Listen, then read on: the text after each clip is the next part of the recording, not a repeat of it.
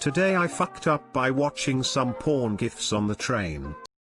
So I was about 14, peak puberty, and went home by train. I was sitting on the window seat of a 4-seat table, right before the sliding door to the exit, with nobody besides me and nobody in front of me. I don't remember exactly why, but I pulled up a pornographic GIF site that I had found a while ago on my phone. I was obviously kind of worried that somebody would see what I'm looking at, so I pulled my phone closer to my body and turned my back to the window. Now there is a train station with a tunnel right before it. So the people got up 5 minutes before arrival and form a queue to the exit, as they always do, and then the train went into the tunnel. The next few minutes I noticed that some people were looking at me, concerned, disgusted, irritated, but I told myself that I was only imagining it. How could they see what I was looking at when I only showed them the back of my phone? Only after getting on a different train myself and doing something else on my phone it dawned on me, they saw the reflection. About 6 years passed since then, but every once in a while, like today,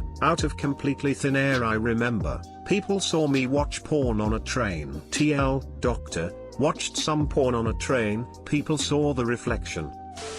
I used to often watch films on my phone on the train. Nothing pornographic, but I used to hate it whenever there was a sex scene. If anybody glanced over or walked past me at that point, I would always think that they were judging me for openly watching porn on the train.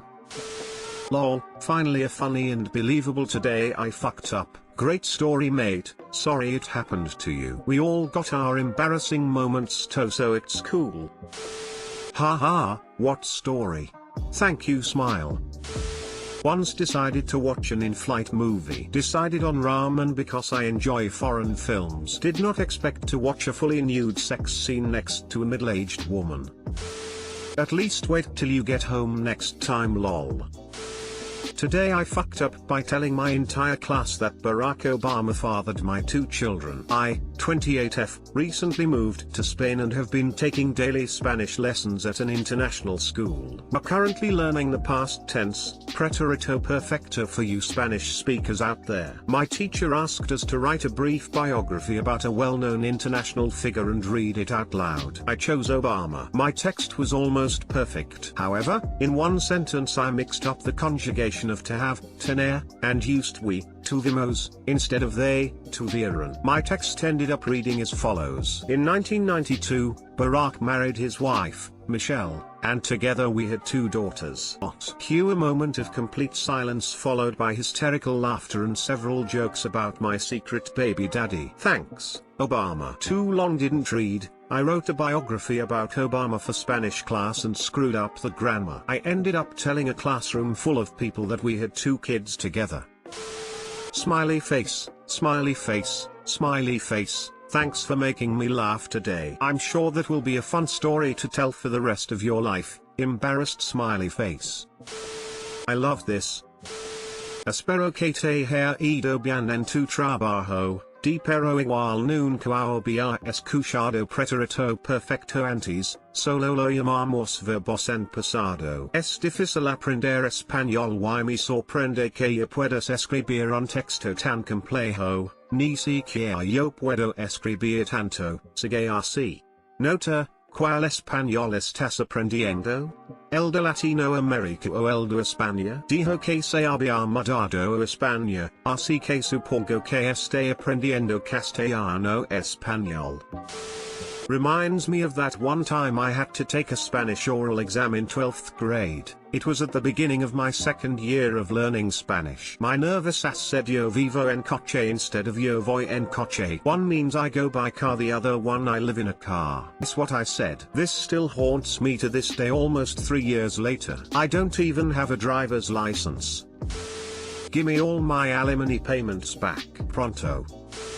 Today I fucked up by waxing my twin daughter's eyebrows, and removing half of one. So quarantine's got us all out of sorts. My nearly 13-year-old daughter is unfortunately a furry beast with a wrap around her head unibrow. We've home waxed and sugared before, but normally it's very light and mostly to break up the eyebrow sweatband she has on her forehead. This time she asked for some arches. Cool. So I save the arches for last. I do one and it's great. I go to do the second and I did notice that I may have gotten some wax on some of the hairs that I didn't want to remove. It was like a tiny bit of wax. No bigs. Put the cloth strip on and RIP / this is where I fucked up. Like, for real. Shit parent of the decade. Not because I just accidentally removed half of one of my kids' eyebrows. No. Believe it or not, that wasn't actually the big fuck up. What was really, truly fucked up is that I saw the cloth strip first. I saw half an eyebrow on it. I looked up and saw the look of horror on my face in the mirror, and I burst out laughing. Like, screaming laughter. Honestly, zero thought of my kids' feelings. It was like a movie. It was so surreal. Literally half of a perfect eyebrow on that little strip of cloth. Amazing. I register the confusion in her face at my laughter. I see her look in the mirror. She shrieks in horror, slaps a hand over her eyebrow and runs away. And you know what? This was just like what you'd see in a movie. And I laughed harder. I just couldn't stop. Seriously, y'all, I wanted to stop but I couldn't. It was so damn weird. Felt so horrible but couldn't stop laughing, so now I'm crying while laughing and it's just the worst thing ever. Absolute chaos reigns in my house at this point. Husband wondering WTF just happened. I'm trying to explain to him while still laughing and he's staring at me like I'm a fucking monster. Other kids looking around in confusion and horror, trying to get to my daughter who is locked in her bedroom, screaming like she lost a limb. And still, I laughed. Too long didn't read. Today I fucked up by accidentally removing half of my kid's eyebrow and laughing like a hyena about it. Today I fucked up. Date. Took me about half an hour to get her to come out of her room, but after apologizing profusely and promising to give her unfettered access to Amazon to buy some cool shit, she forgave me. Explained that every person who's ever tried to shape eyebrows has seriously fucked up before and showed her some pics of me in the 90s with barely their brows. I gave her one of my expensive brow pencils and we worked on learning to fix the mistake. Teaching / bonding moment, right? I'm not the worst parent in the world, right? Right? This is brutal, but hilarious. We've all done it one time or another. Have some poor man's gold, sports medal.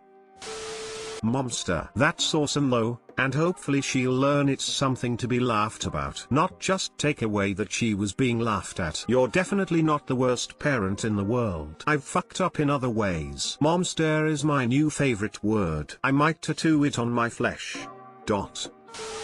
Laughter is known as a defense mechanism which basically functions by showing that a situation is harmless. You desperately wanted this situation to be harmless. Laughter kicks in at inappropriate times too. Like, as a movie. This is hilarious. As a family moment, it sucks, but it's still something you'll laugh about. In 20 years, the moment has to pass before it can be funny to her, and it might never be because she was the first person victim of what feels like a prank, instead of a third person observer. Treat her good, you can make it up to her. Sounds like you already did with the Amazon thing. But you know, you can make peace more than once. Sometimes more than once is necessary. Each time makes a little progress. People say I love you more than once, but they often forget that repetition is important for everything else too. Each time makes some progress, like slowly chiseling a relationship statue into shape.